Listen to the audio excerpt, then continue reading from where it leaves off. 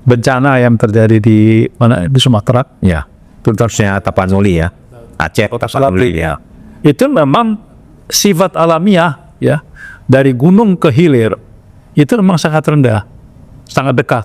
Lag. Ya, time lag-nya itu sangat cepat. Nah, oleh karena itu sangat berbahaya sekali kalau kita tidak bisa mengendalikan air yang datang, ya. Kemudian kita hanya melepas saja begitu saja, ya. Nah, salah satunya adalah deforestasi. Itu mempercepat pengurasan dan mempercepat aliran runoff yang datang dengan kecepatan yang cukup tinggi. Nah, konsepnya demikian Pak Hadi. Jadi bagaimana dengan upaya yang ada, kita sama sekali ini perlu political commitment sebenarnya, baik di tingkat pusat, tingkat daerah. Tapi kalau kita melihat bahwa ini nggak perlulah, lebih bagus A atau B, itu tidak seperti itu. Berarti tidak ada negosiasi benarnya. Ada yang harus dan ada yang tidak harus dalam hal hutan. Jadi kalaupun malah diskusi, tapi jangan melupakan fungsi. Kalau tadi fungsi hutan alam seperti ini, kalau mau diganti silakan, tapi harus fungsinya harus sama. Dan ini memang susah, ya, susah. Nah, yang menjadi problem adalah karakter dari sumber daya hutan itu sendiri, itu konflik masalahnya. Hutan itu bisa dilihat dari pohonnya, dijual. Bagi pedagang kayu, jual, tebang. Tapi bagi sawit, ini lahannya yang berharga. Dari sisi orang lingkungan, ini tata air, hidrologi. Jadi beda barang publik yang namanya hutan dengan barang publik. Suara dari Rimba. Di sini, kita tak sekadar bicara tentang pohon dan satwa, tetapi juga tentang politik hijau, ekonomi karbon, konflik lahan, dan masa depan peradaban yang berpihak pada alam. Forest for Life Indonesia mempersembahkan Suara dari Rimba. Satu-satunya kanal podcast yang mengupas seputar dunia kehutanan Indonesia. Pemirsa, jumpa lagi di kanal Suara dari Rimba. Kanal yang membicarakan mengenai hutan, kehidupan yang bermanfaat buat kita semua. Kita bisa bicara bebas di sini ya, untuk kebaikan negara kita. Hadir bersama saya hari ini Bung Trisno. Terima kasih Bung Trisno. Terima kasih. Beliau banyak pengalaman dalam hal tata ruang. Nanti kita akan bicarakan dengan beliau mengenai bagaimana memperjuangkan tata ruang ini untuk mengatur kehidupan kita bersama. Dan seperti biasa, saya ditemani oleh Pak Dr. Hadi Pasaribu, ya, founder dari Forest for Life Indonesia, tapi beliau juga ahli konservasi tanah dan air. Nah, pembicaraan kita ini sangat relevan dengan keahlian beliau-beliau ini, yaitu adanya bencana hidrometeorologi yang demikian hebat, Pak. Korban manusia sudah begitu banyak gitu. Nah, kalau kita lihat dari laporan BNPB, Pak, tahun lalu saja itu korban bencana hidrometeorologi itu sudah lebih dari 8 juta orang. Tahun lalu itu, Pak. Apakah angka sebesar ini tidak bisa menggugah ya keprihatinan ya komponen bangsa kita? 8 juta lebih orang menderita akibat bencana hidrometeorologi. Nah, ada 2 variabel utama penyebab bencana, yaitu meteorologi. Itu yang urutannya di atas, Pak, di atmosfer, Bu. Tetapi yang penting lagi adalah faktor hidrologi. Nah, sekarang, Pak, dari 2 variabel itu yang manageable itu adalah mengelola hidrologinya. gitu ya. Meteorologinya ya itu Allah yang punya kuasa. Ya. Tetapi kita sebagai manusia itu diberi kemampuan, diberi tanggung jawab untuk bisa mengelola unsur hidrologinya supaya tidak menjadi bencana. Pak Hadi sebagai seorang yang ahli dalam manajemen dan konservasi tanah dan air, sebenarnya apa yang harus kita perhatikan dalam mengelola suatu wilayah sehingga aspek-aspek hidrologi ini, aspek-aspek air ini bisa ditangani dengan baik dan tidak menimbulkan bencana yang demikian besar. Korban jiwa sudah terjadi, Pak. Terima kasih Pak Haji. Saya ingin berangkat ke filosofi ya, tentang dua variabel tadi. Ya.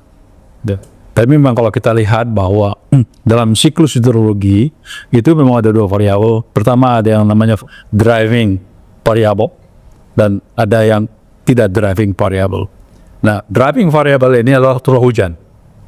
Curah hujan memang kita sepakat bahwa curah hujan tidak bisa diapa-apain, tapi bisa dikendalikan. Nah, akhir-akhir ini memang dengan adanya perubahan iklim ada tendensi bahwa ada perubahan dalam driving variable ini, baik intensitasnya, kemudian lama curah hujan dan distribusi. Ya, distribusinya sudah berubah. Ya, dan itu memang secara alami seperti itu. Nah, dalam konteks ini tentunya upaya kita adalah bagaimana kita mengendalikan driving variable ini. Artinya apa? Kita harus sangat hati-hati untuk memanfaatkan sumber daya alam, baik itu lahan maupun vegetasi hutan. Ya, sehingga dengan demikian kita bisa mengkombinasikan antara jumlah input yang masuk, kemudian berapa yang harus kita telan ke bumi dan berapa yang harus kita keluarkan. Secara alamiah itu sudah terjadi sebenarnya.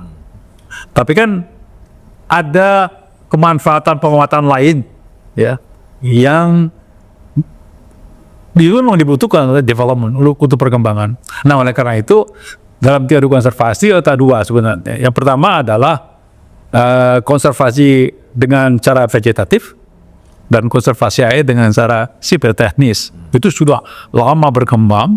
Yang vegetatif itu ya tanam-menanam segala macam. Yang sipil teknis itu memang membutuhkan konstruksi tinggi dan membutuhkan biaya yang tinggi. Nah, kalau kita lihat topografi kembali kepada bencana yang terjadi di Sumatera, Ya, terusnya Tapanuli ya, Aceh, Tapanuli ya. Itu memang sifat alamiah ya, dari gunung ke hilir itu memang sangat rendah, sangat dekat. Ya, time lag-nya itu sangat cepat.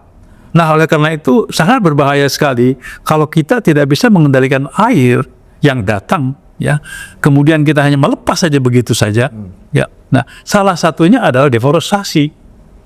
Itu mempercepat pengurasan dan mempercepat aliran runoff yang datang dengan kecepatan yang cukup tinggi. Nah, konsepnya demikian Pak Hadi. Jadi bagaimana dengan upaya yang ada, kita sama sekali ini perlu political commitment sebenarnya, baik tingkat pusat, tingkat daerah. Tapi kalau kita melihat bahwa ini nggak perlulah, lebih bagus A atau B, itu tidak seperti itu. Berarti tidak ada negosiasi benarnya. Ada yang harus dan ada yang tidak harus dalam hal.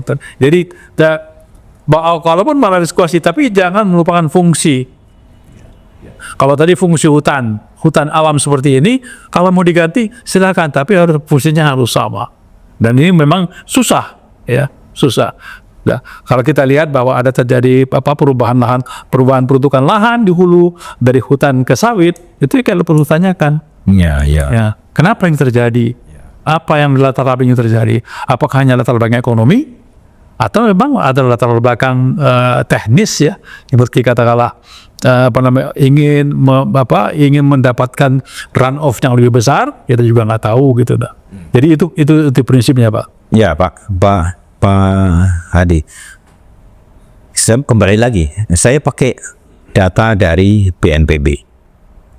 Jadi dari data BNPB itu Pak, yang dinamakan bencana hidrometeorologi, ya, itu kalau kita lihat dari laporan mereka tahun lalu Pak, itu 99,6% bencana itu adalah bencana hidrologi. Sedangkan hanya 0,4%-nya itu adalah karena cuaca ekstrim. Jadi di sini kelihatan ya betapa pentingnya ya mengelola aspek hidrologi ini dengan benar. Nah, dengan data seperti ini Pak, ketika ada yang mengatakan bahwa ini karena cuaca ekstrim, nah ini gimana nih Pak Panawar? Susah saya menerima itu karena proses banjir itu tidak sole agent gitu. Itu adalah kumulatif, harus resultante dari semua faktor. Ada faktor pengolahan hutan, ada faktor curah hujan, ada faktor lain-lain ya yang bisa kemudian, jangankan itu faktor bentuk daerah aliran sungainya saja itu mempengaruhi proses banjir. Ya. Ciliwung umpamanya. Ya. Kalau kita lihat das Ciliwung itu kan melengkung di tengah. Nyempit di tengah. Kemudian baru menyumbang ke Jakarta. Ya. Sehingga apa yang terjadi? Ya, kalau banjir di tengah, daerah Depok segala macam itu. Nah, ini kan kita membutuhkan suatu perencanaan yang komprehensif, pemanfaatan ruang yang maksimum, yang optimal, yang bisa menjawab semua persoalan ini, Pak. Jadi kalau kita memanfaatkan lahan atau memanfaatkan sumber daya itu secara parsial untuk kepentingan hanya satu sektor dan tidak mementingkan sektor lain, saya pikir ya terjadi seperti ini terus menerus. Iya Pak, kecenderungan ya orang melihat persoalan itu dengan satu single variable. Ini kan tidak bisa Pak untuk mengatasi persoalan-persoalan besar seperti bencana banjir, persoalan-persoalan negara. Nah, tetapi itulah yang terjadi Pak. Bahkan saya kira kita juga mendengar para pimpinan kita, penyelenggara negara, itu juga sering menggunakan istilah-istilah ya, seolah-olah masalah ini begitu ringannya, sehingga dia hanya menggunakan satu variabel, seolah kalau variabel ini disentuh maka masalah itu selesai. Ini kan problem lain Pak yang kita hadapi. Ya. Nah, saya ke Bung Trisno ini. Ya. Bung, mau tidak mau kekuasaan di lapangan itu adalah kekuasaan penguasa wilayah administrasi. Iya kan? Betul. Nah, sedangkan kita tahu bahwa wilayah administrasi itu tidak dibangun berdasarkan kebutuhan lingkungan, kebutuhan keberlanjutan lingkungan. Sehingga ada administrasi yang terdiri dari beberapa das, ada yang hanya sebagian dari das, ya, atau mungkin satu das. Nah, ini kan butuh satu pendekatan, gitu ya, supaya wilayah-wilayah administrasi itu bisa dikelola ya dengan menjamin kelestarian, menjamin kenyamanan orang yang hidup di wilayah itu. Ya, ada dua persoalan Pak. Satu, manajemen das, ya yang Pak Hadi ceritakan. Satu adalah tata ruang. Dua konsep ini kan harus rukun, harus akur, gitu ya. Nah, apa sih sebenarnya tarik menarik ya, tarik ulur negosiasi pada saat menyusun tata ruang misalnya gitu ya. Ini pertengkaran apa, pertempuran apa sebenarnya yang terjadi di Medan ini, Pak? Emang sangat menarik itu Bang Haji.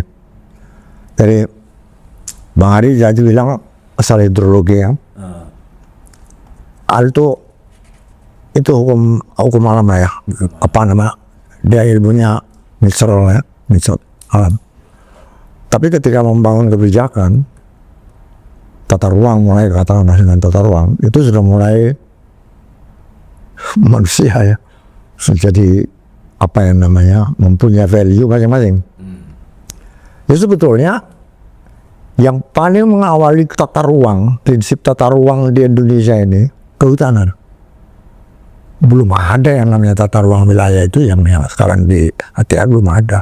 Jadi pelopornya Memang kehutanan. Saya waktu itu tahun 81 lah ya, 81 itu di Sumut. Kebetulan saya ditugaskan di situ, di Sumut. Jadi ada Das Barumun, ada Das Pampular gitu ya. Cerdasnya orang kehutanan ketika itu, memang ketika itu Orde Baru ya, memang Orde Baru. Itu dia membuat TGHK. Sebelum orang terpikir tata ruang, kehutanan itu membuat TGHK. Dengan segala keterbatasannya. Tapi saya mau kagumnya itu, tahun 82-an itu saya membuat pola RLKT Danau Toba. Itu jadi semua das-das itu. Kami membuat polanya bekerja sama dengan PU Jakarta ini yang bagian apa ya namanya, pusat data itu, pusat data. Itu citra satelit. Jadi ketika itu yang menggunakan citra satelit pertama itu saya di kehutanan itu. Saya kerjasama dengan Pusdata di sini, saya bayar. Hebatnya itu, saya bandingkan TGHK dengan citra satelit itu, ternyata TGHK itu memang hutan. Jadi memang semua itu hutan. Riau itu kotanya masih kecil kan, Riau itu kecil masih kota. Jadi pinggir-pinggir itu hutan udah. Jadi dilingkari oleh TGHK itu memang dia hutan. Nah itu karena memang mandat undang-undang yang mengatakan bahwa segala kekayaan alam ini digunakan, dimanfaatkan untuk kesejahteraan. Jadi akhirnya ruang yang namanya hutan itu nggak ada cara lain, itu yang dipakai untuk alat klaim negara terhadap kekayaan itu. Alatnya TGHK. Itu tanda tangan gubernur semua tanda tangan. jadi sebenarnya sudah sepakat. Sudah. Dan waktu itu memang dibandingkan citra satelitnya ini memang hutan. Jadi kita berangkat dari satu policy yang sebetulnya sudah bagus, sudah cukup bagus. Ketika itu Kementerian Kehutanan itu baru jadi departemen, masih di Dirjen Pertanian kan. Sebelumnya itu masih namanya Ditsi lah ya. Itu sudah menjadi departemen. Barulah di situ kehutanan itu menjadi panglima sebetulnya. Kita sudah membuat konservasi tanah di kawasan Lidong ini. Ya, sudah. Yang menggunakan rumus Yusli itu ya, bukan itu sudah jalan. Tapi problemnya adalah gini. Ternyata kita orang kehutanan nih tidak terlalu mendalami politik. Memang kita sadari kita terlalu teknis kadang-kadang mikirnya itu. Ternyata setelah saya pelajari lebih dalam lagi, kenapa TGHK ini lalu dilanggar-langgar gitu ya? Ya memang ada problem kekuasaan. Nah, yang menjadi problem adalah karakter dari sumber daya hutan itu sendiri. Itu konflik masalahnya. Hutan itu bisa dilihat dari pohonnya, dijual. Bagi pedagang kayu, jual, tebang. Tapi bagi sawit ini lahannya yang berharga. Dari sisi orang lingkungan, ini tata air, hidrologi. Jadi beda barang publik yang namanya hutan dengan ini barang publik listrik ini. Jalan. Kalau jalan raya, orangnya satu. Ini alat konektivitas, sudah. Gampang itu, menggovernnya gampang. Tapi kalau hutan, secara intrinsik dia sudah value-nya udah konflik. Ya, ya. Nah, itulah yang dihadapi oleh kehutanan. Oke. Mengawali itu sebetulnya dengan TJK, tapi perkembangannya konflik ini memang berepisode. Sampai sekarang yang namanya tata ruang itu sudah dibawa kementerian kan, kementerian ATR. Ya kan dulunya PU, sekarang sudah bawa ke ATR. Nah sejak itu ada dua rezim kehutanan, peta kehutanan sama rezim tata ruang nih, mulai konflik nih. Lalu ada namanya padu serasi. Nah di sini problem tuh Negosiasi. Jadi gini, ternyata kita nggak menyadari bahwa namanya ruang itu ada tiga makna ya, dimaknai oleh manusia lah ya. Ruang itu tempatnya orang tindakan sosial lah. Katakannya orang berekspresi di situ. Itu pasti nggak bisa dihindari. Nah, tapi ruang itu juga begitu adanya tata ruang, ruang itu sama dengan ada representasi ruangnya. Representasi ruang itu pemerintah ini. Boleh nggak saya menyederhanakan gini Pak? Tata ruang ini kan tidak semua orang bisa memahami. Betul. Tapi kalau saya ibaratkan tata ruang ini adalah rumah kita. Betul. Ya, ini rumah kita. Rumah kita itu kan diatur. Ada dapurnya di tempat sana, kamar mandi itu yang benarnya di sana, kamar tidur di mana, kan ya. Nah, kita tata sehingga orang itu hidup nyaman di dalam rumah itu. Betul. Jangan sampai nanti ada orang bikin kandang kambing ditaruh di ruang tamu misalnya gitu kan. Betul. Itu pasti tidak nyaman. Betul. Nah, TGHK dulu itu sudah meletakkan dasar. Kalau mau hidup dengan nyaman, begini loh alokasi ruangnya, gitu kan ya. Tetapi ya memang Pak, karena justru hutan yang punya banyak fungsi, hutan yang banyak manfaat itulah yang menyebabkan orang berbondong-bondong mau mengambil manfaat. Iya. Itu kan, Iya. itu kan sumber konfliknya. Betul. Sumber konfliknya. Nah Pak Adi, mengelola ruang dalam konteks ini adalah manajemen daerah aliran sungai. Kita asumsikan saja ya, untuk memudahkan kita berpikir bahwa satu wilayah administrasi, sebut saja kabupaten, ini berada di dalam satu das, mulai dari hulu sampai hilir, gitu ya. Nah, ini yang perlu dilakukan ya dengan manajemen das. Itu kan sebenarnya yang dimaksimalkan itu adalah layanan publik. Ya, masyarakat mendapat pelayanan dari pemerintah berupa jasa-jasa lingkungan yang itu sangat kita butuhkan, ya. Tetapi diberikan secara gratis. Nah, karena gratis ini juga punya masalah. Orang nggak menghargai gitu kan, nggak memberi nilai, padahal itu dibutuhkan. Nah, misalnya udara saja. Kalau mau tahu berapa harga nilainya udara, coba Bapak tahan nafas setengah jam, baru tahu itu rasanya. Oh, ternyata ada nilainya, gitu Pak.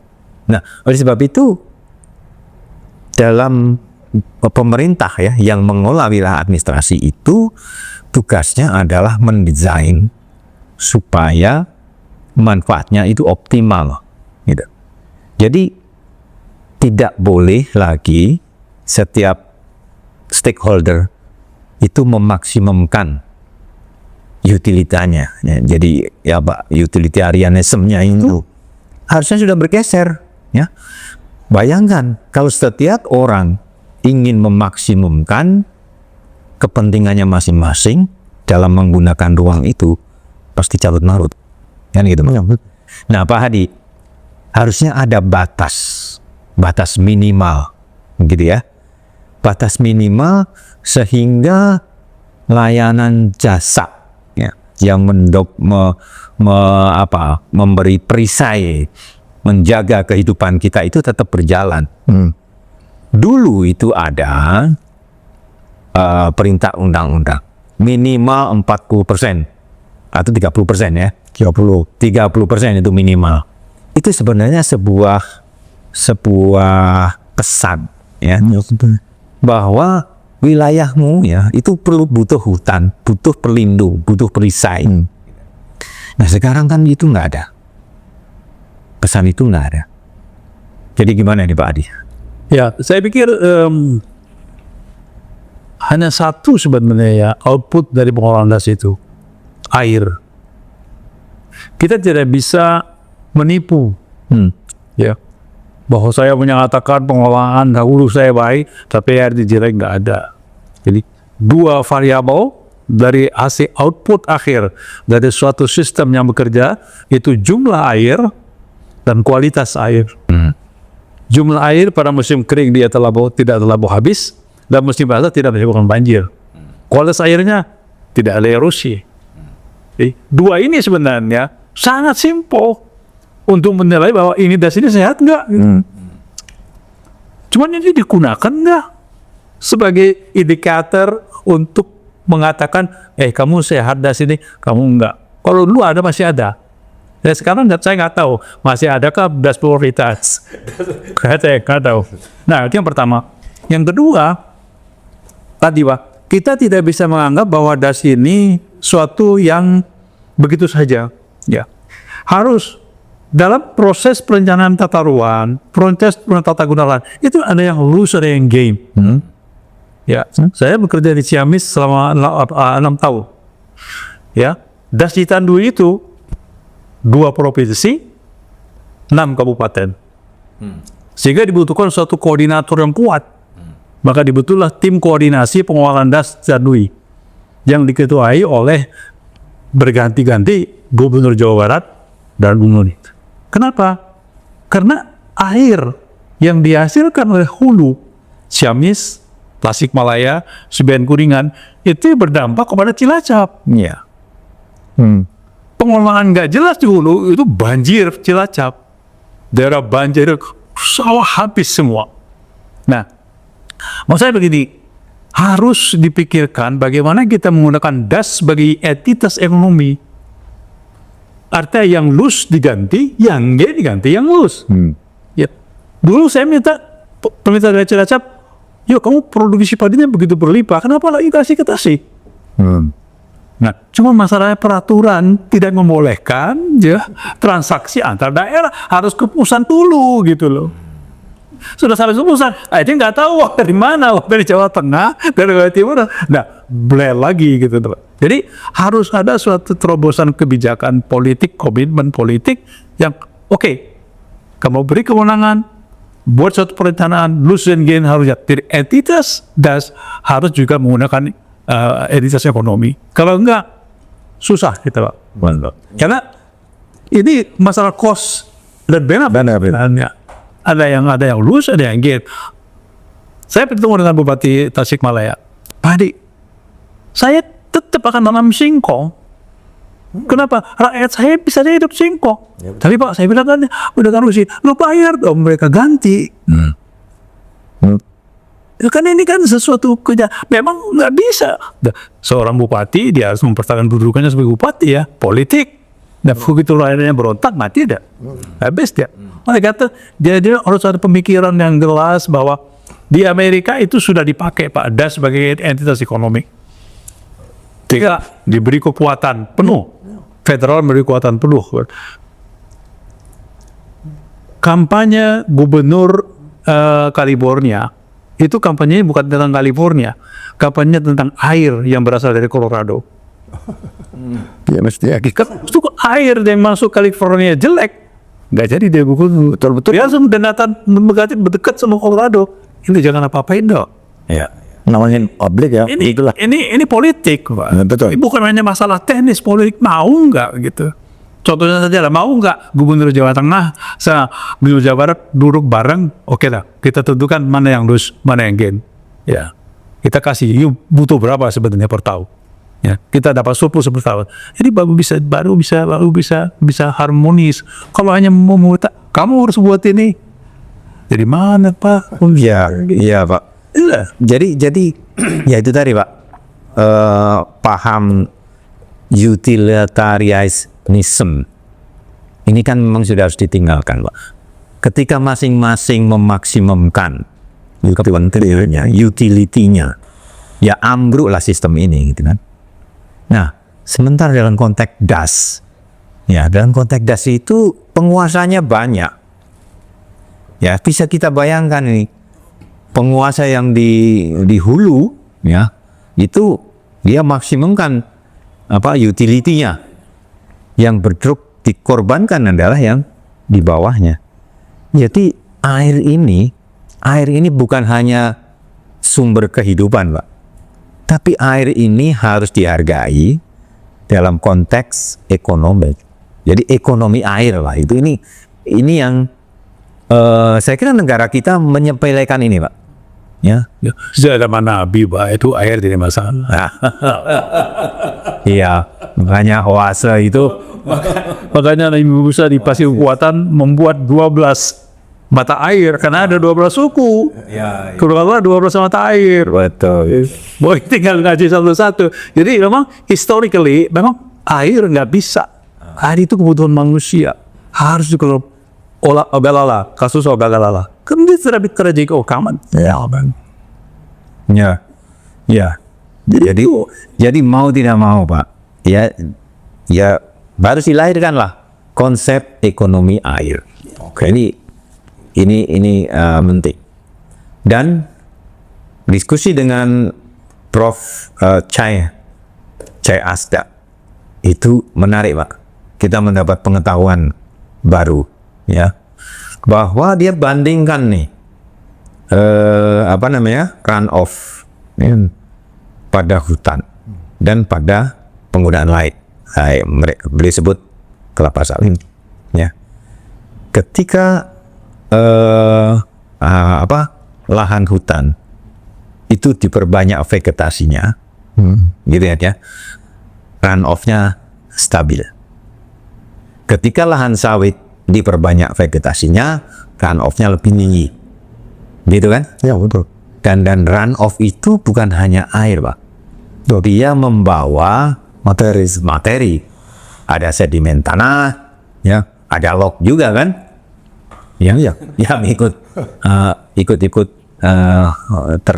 terbawa, gitu. Nah, sekarang ini ada 2 atau 3 konsep yang harus disatukan nih Pak.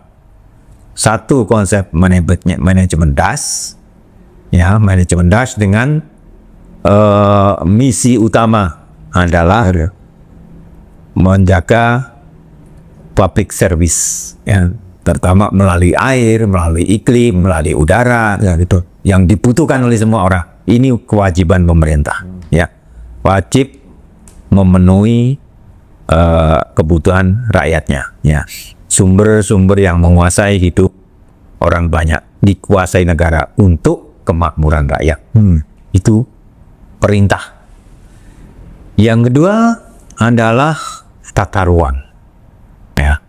Dan yang ketiga adalah administrasi. Ada tiga pemain, ya. Nah, Bung Trisno, Jadi, iya. mengelola 3 jagoan ini bagaimana? Nah, ini ya masuk ke persoalan inti problem struktural sebetulnya nih. Jadi gini, ada hasil penelitian yang bagus dan dia sudah menjadi teori organisasi sekarang yang post model. Penelitian itu mengatakan gini, penelitiannya di 50 negara, lalu salah satu Indonesia. Indonesia itu ternyata ini termasuk masyarakat ya yang jarak kuasanya itu lebar. Antara hierarki atas dengan ini di bawah itu sangat lebar. Yang di atas itu sangat merasa berkuasa, dan di bawah sangat merasa tidak berkuasa, bahkan mereduksi subjeknya. Jadi jarak yang lebar ini bisa memacetkan komunikasi. Nah, Pak? ini problem kita. Begitu hierarkisnya memang budaya kita, itulah sebetulnya tumbuh suburnya mindset birokrasi. Nah, saya selalu mengatakan ketika masih aktif ya, negara ini nggak bisa hanya diurus oleh birokrasi. Berbasis, kalau birokrasi kan hanya peraturan. Melanggar peraturan itu penjara, gitu aja kan. Nggak bisa, negara ini digerakkan oleh 3. 1, oleh pasar. Kita nggak bisa menghalangi masyarakat bertransaksi pasar. Itu nggak bisa, itu memang manusia begitu. Yang kedua adalah peraturan. Itulah birokrasi jatahnya. Ada yang ketiga, digerakkan oleh science dan value.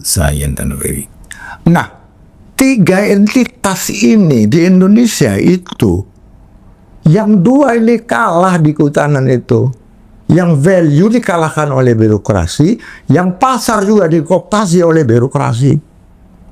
Atau malah sekarang pasar juga menguasai birokrasi. Ini lain lagi ceritanya.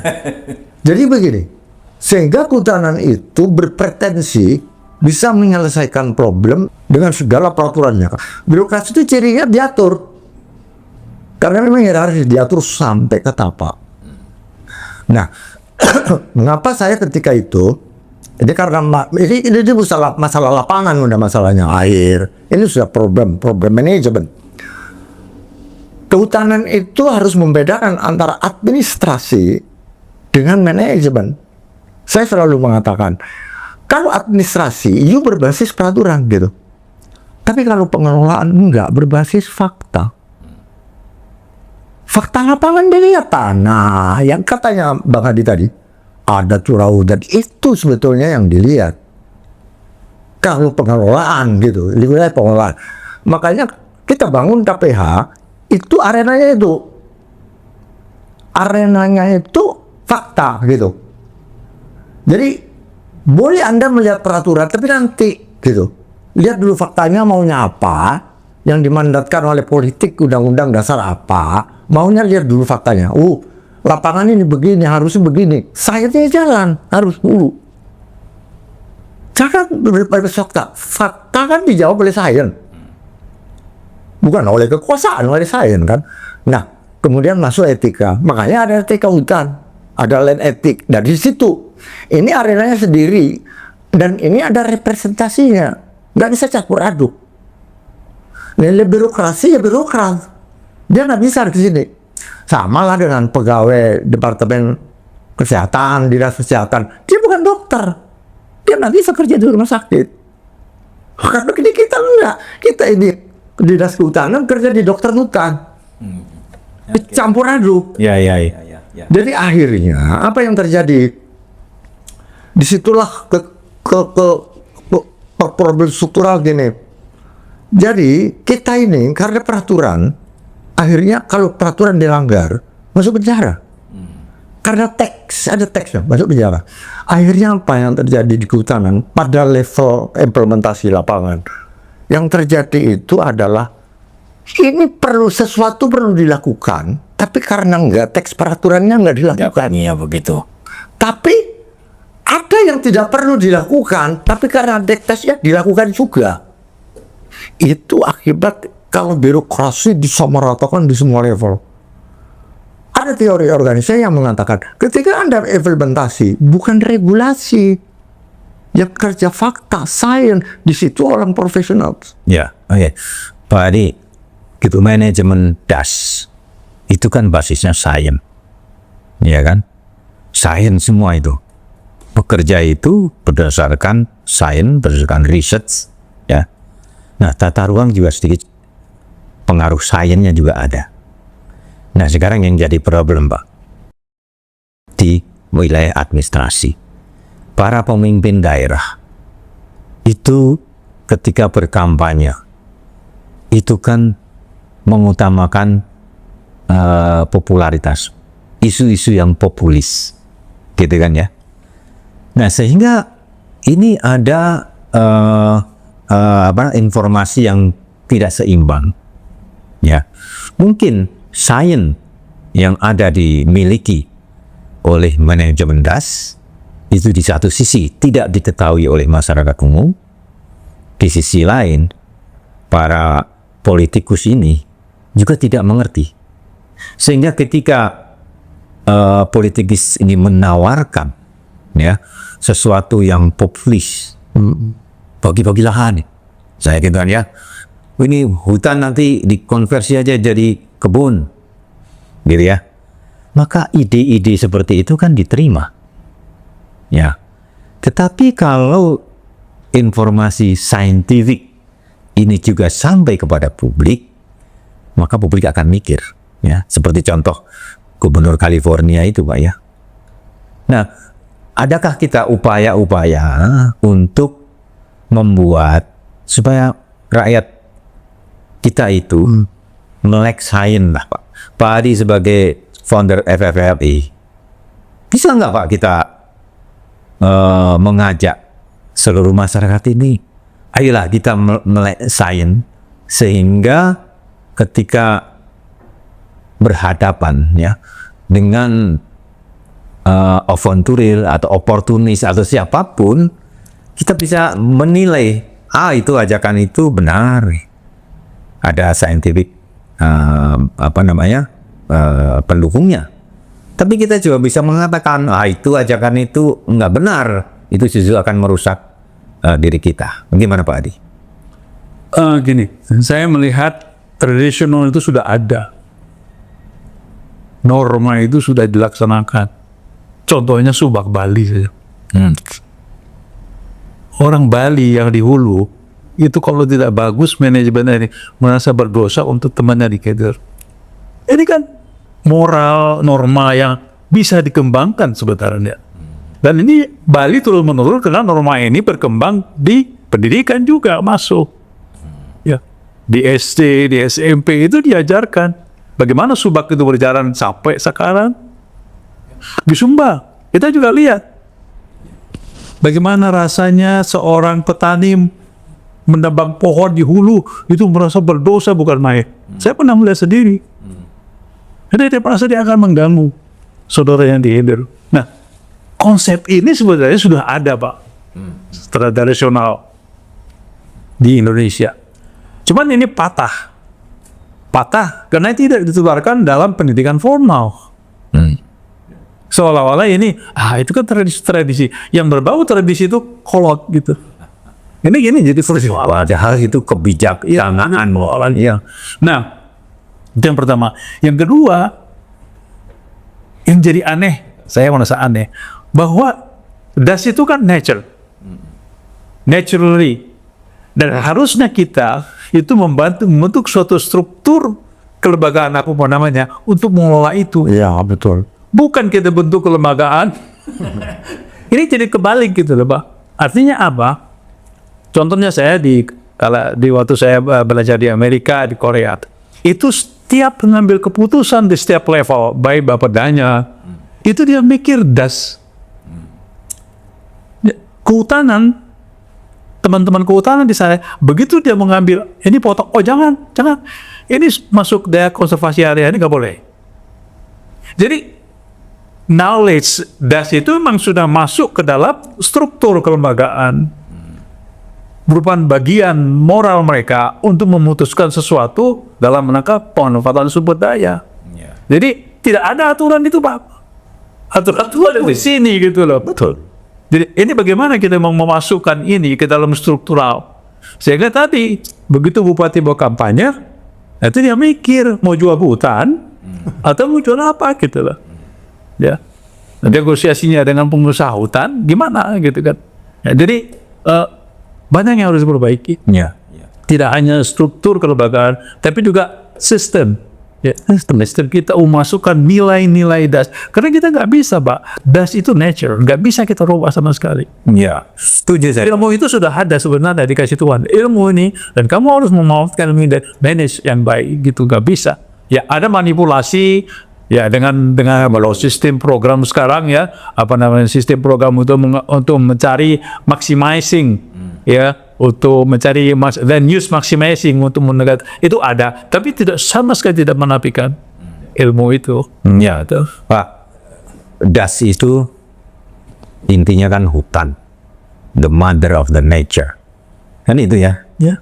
Ya. Jadi sekarang ini malah rada artinya dari segi kelembagaannya, seolah kalau yang namanya BPDAS, ya, itu usahanya talah kritis, gitu kan? Nggak boleh nih masuk ke kawasan lain, nggak boleh ini masuk ke urusan perkotaan. Padahal mereka itu tetap dalam satu wilayah das. Gitu. Ini dibutuhkan sebuah lembaga yang punya ya kapasitas gitu ya untuk bisa mengatakan tidak atau mengatakan iya kepada siapapun. Demi apa? Demi menjaga kewajiban pemerintah menyediakan public service. Itu nggak bisa ditawar lagi, Pak. Banjir yang sudah demikian besar, korban yang sudah ribuan, ya Pak. Dan kita melihat bahwa hutan kita kondisinya itu menurun drastis sekali, Pak. Sebagai ilustrasi saja, Pak. Pada waktu sekitar tahun 80-an, ini jumlah HPA itu ada 611. Dan itu areanya luas-luas, Pak. Iya. Ratusan ribu hektar. Data sekarang tinggal 290. Iya. Ya, tidak sampai setengahnya, Pak. Yang aktif, Yang aktif. Yang terdaftar. yang beroperasi. Yang beroperasi mungkin kurang dari setengahnya, gitu Pak. Nah, kalau kita lihat lagi data tahun berapa? 90. Produksinya itu 26 juta meter kubik lebih per tahun. Sekarang 4 juta, Pak. Hanya 16%. Ini indikasi, ya, indikasi bahwa hutan kita ini sudah rusak. Ya, dengan hutan yang rusak, maka daya dukung alam kita akan turun. Ya, saya kira ini sudah waktunya bertobat. Sudahlah, kita harus sudahi ini. Ya, perilaku yang merusak yang terjadi selama ini kita sudahi. Ya, kita bangun dengan spirit baru. Kalau ini tidak kita lakukan, Indonesia emas itu hanya mimpi. Karena apa? Dengan bencana-bencana yang demikian besar, itu investasi yang dilakukan oleh pemerintah, oleh petani, oleh perusahaan, itu hilang begitu saja, gitu. Dan itu akan membawa kemunduran, gitu. Jadi hentikan sekarang perilaku yang merusak ini. Kita mohon Bapak Presiden ya berkenan untuk melakukan ini semua, gitu. Nah, saya kira itu yang kita bisa petik dari obrolan singkat ini, Bapak sekalian.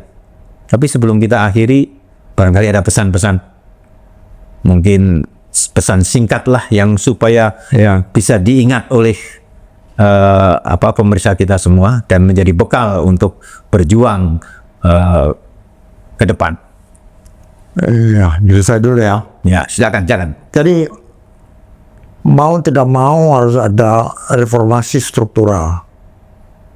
Kita sudah mulai sebetulnya dengan membangun KPH. Itu kita mulai dulu dengan Pak Hadi ini.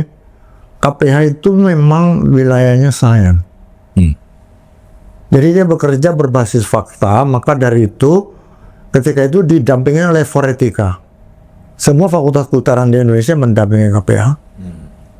Itu dasar menanamkan kelembagaan kita sehingga terpisah antara birokrasi dengan profesi yang berbasis value dan sains tadi. Karena kita menjadi satu, semuanya dibirokrasikan, itu nggak sehat. Ini harus dipisah.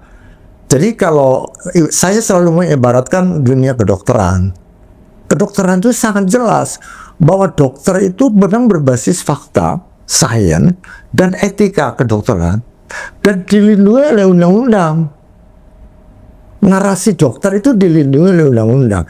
Nah kalau kita dokter ekosistem sama aja, itu juga terhutan sebetulnya, tapi nggak dilindungi oleh undang-undang. Oke. Itulah sebetulnya mengapa ketika kampanye politik, kan politik itu kan knowledge is power. Pengetahuan adalah kekuatan, tapi bisa dibalik juga, kekuasaan is knowledge. Jadi apa yang katanya penguasa bisa jadi pengetahuan loh, kan itu masalahnya. Nah kalau ini dicampur aduk, maka dialektika itu nggak terjadi. Ya terjadi. Oke. Jadi Gitu. praktisi kehutanan gitu ya, itu perlu perlindungan undang-undang. Undang-undang, Perlu dia- profesionalismenya di situ. Ya. Oke. Pak Adi? Ya, saya melihat bahwa masalah mendasar di kehutanan adalah kelembagaan ya.